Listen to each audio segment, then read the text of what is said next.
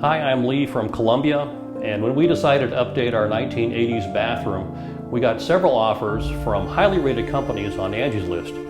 We went through with VKB, and I think when you see the video, you'll see why that was a good choice, and we're glad it happened. Now, we had some ideas that we wanted to change in this bathroom, and our designer was the one who really helped us take it to the next level. Amanda could see what we wanted to do and then see what was possible and showed us the right way to go.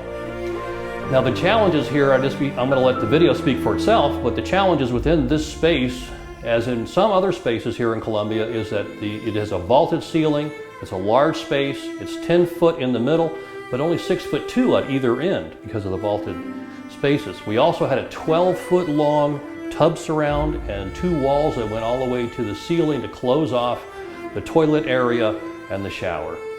But what you see in this video, I want you to look for the design elements, is not only that, but the vanity and how that vanity, instead of looking like it's 6'2", looks like it's 7.5 feet tall. Enjoy.